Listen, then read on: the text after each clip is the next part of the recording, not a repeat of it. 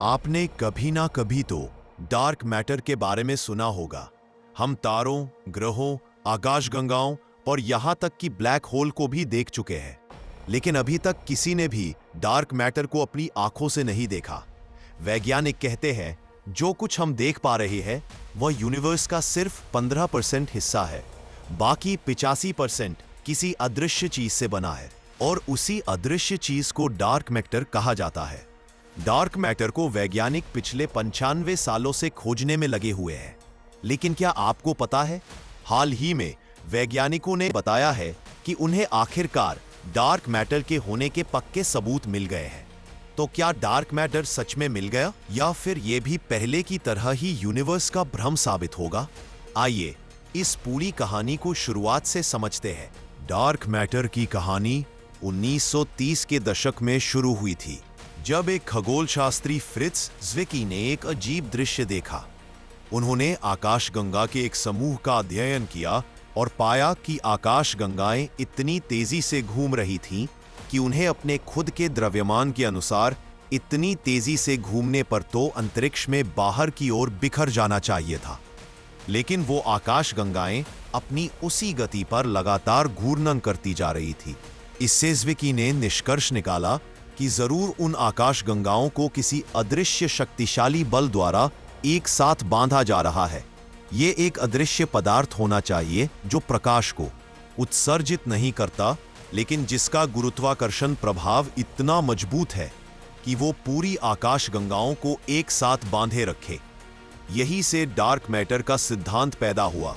यह वो अदृश्य मैटर है जो ब्रह्मांड की संरचना को एक साथ बनाए रखता है, जो सितारों, ग्रहों और आकाशगंगाओं के निर्माण के लिए आवश्यक गुरुत्वाकर्षण प्रदान करता है। तब से ही वैज्ञानिकों ने कई रिसर्च पर अरबों डॉलर खर्च किए हैं। इसके लिए वैज्ञानिकों ने धरती की गहराई में मौजूद प्रयोगशालाओं में संवेदनशील डिटेक्टर लगाए, ये उम्मीद करते हुए कि एक डार्क मैटर पार्टिकल पृथ्वी से गुजरते समय एक छोटा सा संकेत तो जरूर देगा। ऐसे ही स्विट्जरलैंड में मौजूद LHC यानी लार्ज हैड्रॉन कोलाइडर में भी पार्टिकल्स को लगभग प्रकाश की गति से टकराया गया, ताकि डार्क मैटर जैसे नए कणों को पैदा किया जा सके। और अंतरिक्ष में मौजूद टेलीस्कोपों ने अंतरिक्ष में उन संकेतों की तलाश की जो डार्क मैटर के कणों के आपस में टकराकर नष्ट होने से पैदा होते हैं।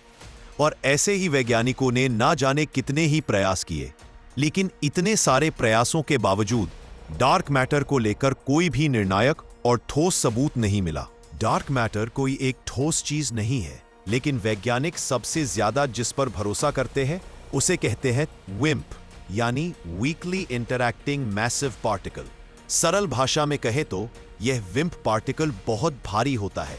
यह किसी अन्य पार्टिकल से बहुत कम ही टकराता है और यह कभी दिखाई भी नहीं देता, लेकिन इसका गुरुत्वाकर्षण असर बहुत मजबूत होता है।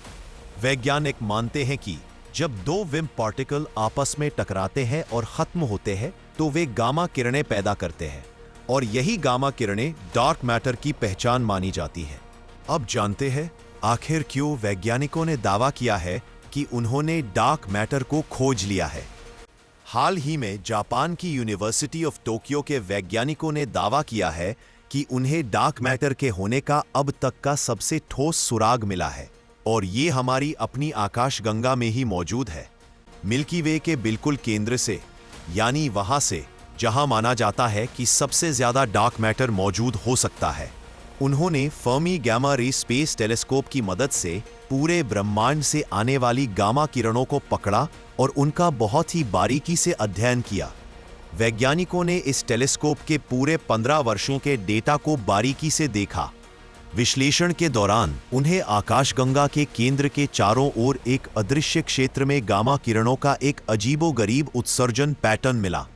ये पैटर्न किसी सामान्य खगोलीय घटना जैसे पल्सर या ब्लैक होल द्वारा उत्पन्न उत्सर्जन जैसा नहीं था। यह गामा रे पैटर्न और ऊर्जा स्तर विम्प पार्टिकल से निकलने वाली उत्सर्जन से पूरी तरह मेल खाता है। ऐसे ही किसी सिग्नल को वैज्ञानिक पिछले 95 सालों से खोज रहे थे।